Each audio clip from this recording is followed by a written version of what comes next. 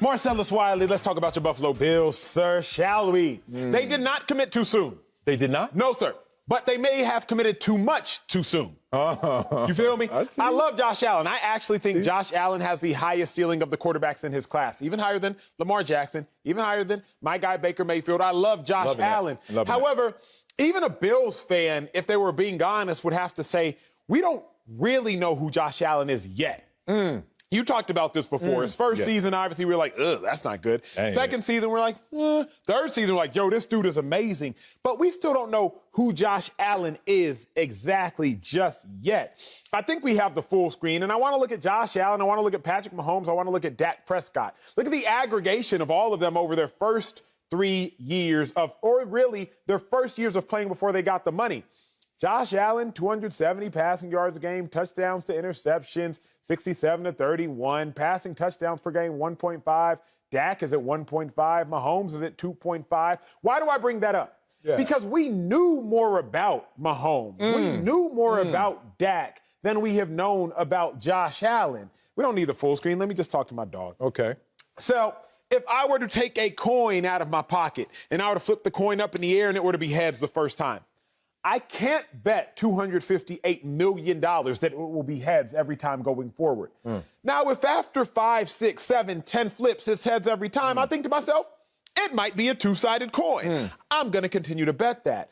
But it's not for lack of love of Josh Allen. It's for senses of reality, which simply say, we saw one good season. It was an MVP caliber season, but just one season nonetheless. Did you commit too much too soon to Josh Allen? They didn't commit too much too soon, and they didn't commit too soon to Josh Allen. Josh Allen's a beast. He is. This is the way you have to really conceptualize who Josh Allen is. Highest ceiling in terms of skill set, and also continuously improving.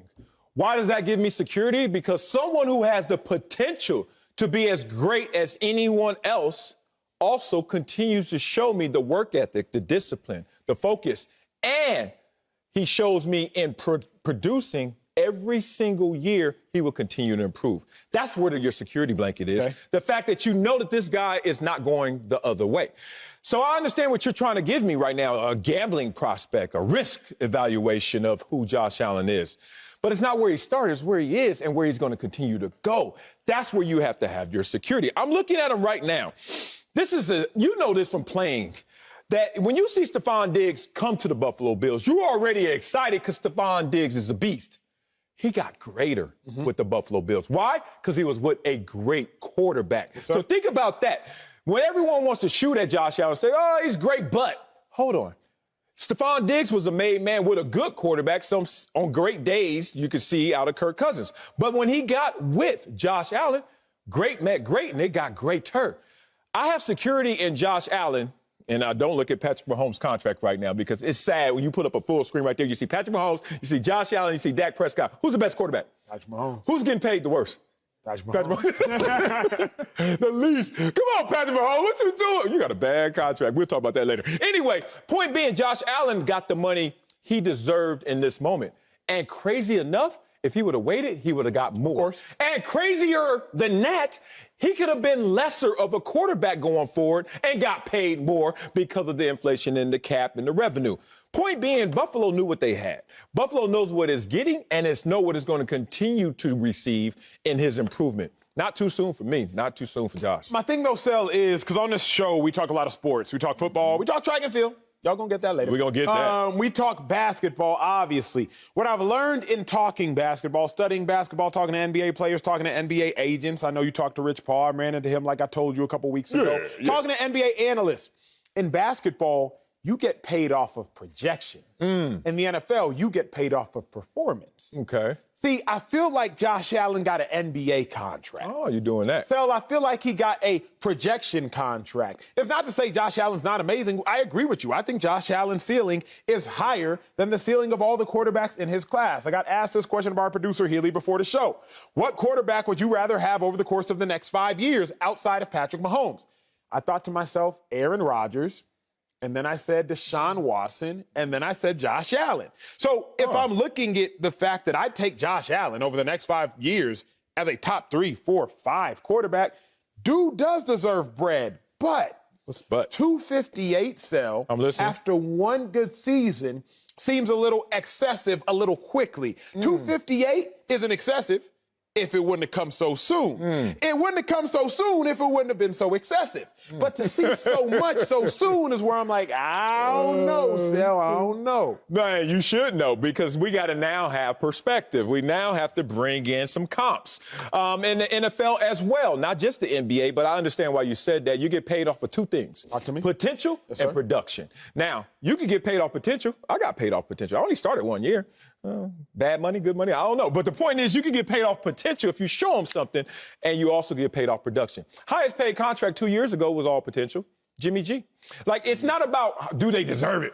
I'm saying who's going to get it. You're going to get it if you show potential and they see something of production. And that's what you're going to see with Josh Allen. Let me remind you what Buffalo was. When I left to when Josh Allen took over, 2000 to 2017, 14 different quarterbacks. Okay. Only 2 made 10 or more starts and had a winning record. Oh, okay. And that's only 2 games over 500, Tyrod Taylor, and Kyle Orton, 2 games over 500. So let's just say they were a little hungry for a franchise quarterback. Of course. Now, a franchise that has Jim Kelly as a part of its alumni base also can say that Josh Allen, you say it's just one season. He broke the franchise record in single-season touchdown passes. That's with Jim Kelly on that same organization. Completion percentage, 300-yard games, passing yards, total touchdowns. I understand. All the numbers get inflated. Yes, sir. Because of the passing game, and he's younger. But the point is, he did things Jim Kelly never did. He did things that you've not seen another quarterback in a Buffalo Bills uniform do. Now, since he always improves, 5 wins, 10 wins, 13 wins, 52 completion percentage, 58, 69. Why do you think he's ever going to go anywhere but up? Because he continues to move forward. But, Sal, it's hard to play the comparative game. Who's the best receiver in Buffalo Bills history?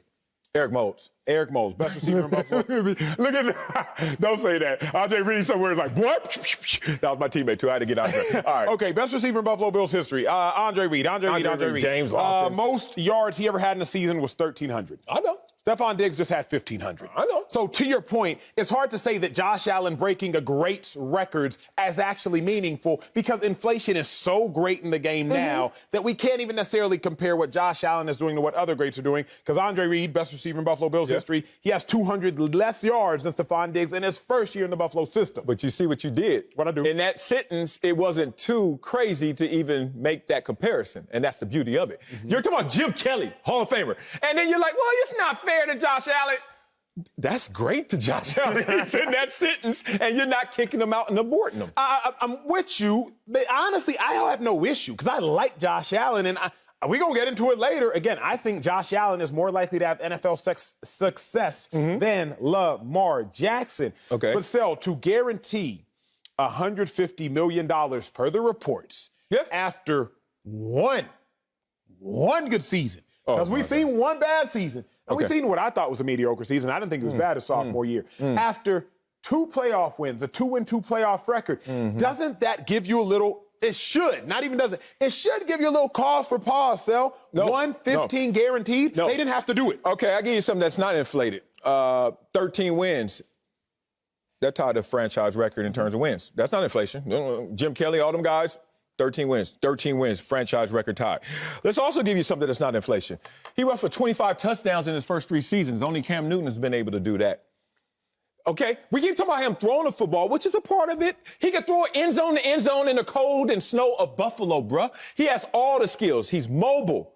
Don't let the paint job fool you. He's mobile. He can throw. And more importantly, he has the humility. He has the mantra. He has the moxie, as coaches would say. This dude wasn't even recruited highly out of high school. I know how that feels. He attended Reedley Junior College, then went to Wyoming, which is not known for a quarterback school. And all of a sudden, he gets to the NFL, and all he does is this. So a lowly recruit who has to transfer to go to Wyoming has been improving, not just in his NFL years, since he was in high school. The dude has not gone backwards in 10-plus years. But why do you now have caution or pause when you have to give a guy and reward him for what he's done? The only reason I have pause is because when they did it and how much they did it for. you didn't have to pay Josh Allen right now. You know, he's going into his 4th year. Why not? But he's a first-round pick, so you could pick up the 5th-year option. So you could get him cheap for the 4th. You could get him cheap for the 5th. Remember, Cowboys wish they could have done that with Dak. Cowboys wish they could have. They couldn't do it. Dak's 5th year, he was 4th-round pick. So he didn't get the 5th-year option. They had to tag him, had to pay him that But they waited $35. on Dak. And what happened? Dak became the second highest paid player in NFL history. Is Dak the second best quarterback? No, sir. No. Josh Allen has a chance to be the second best quarterback. Yes, sir. You don't want to pay him when he is the second best quarterback, like officially, right? Right now, he's in projections top 5. Everyone's like, he's 5-ish, right? Keep him there. And they still paid him second most because he's right there with Dak. I mean, Patrick Mahomes' contract is so weirded out. But the point is, in guarantees, he's right there with Dak. And thank you, because he shouldn't be. He should be way higher. And if you wait, he's going to be way higher. I understand the thought process. Come on, man. Let's spend that money.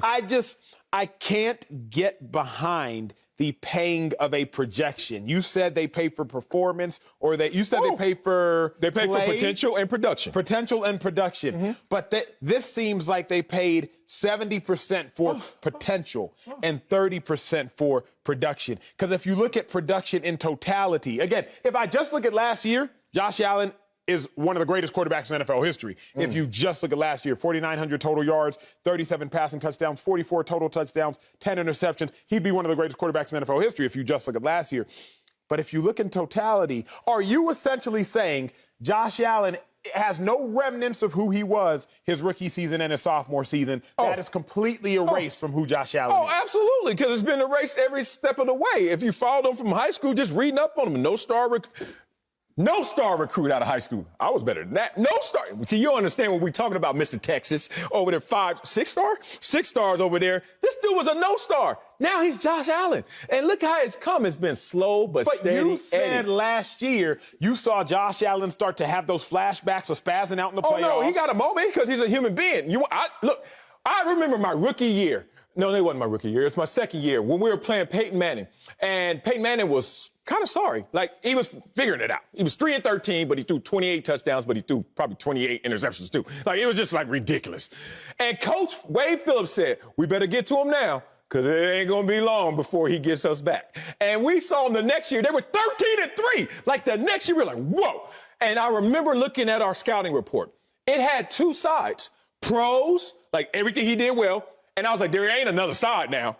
The list was as long. Cons, you know, after we evaluate players, there's always something. With Josh Allen, his issue is late in games, when the pressure's on, he gonna turn into a bad news bear. Like, for a couple plays, he's just gonna throw it backwards. He's just gonna spaz out. He's tightly wound like that. I got 2 stories for you, man, before we get out of here.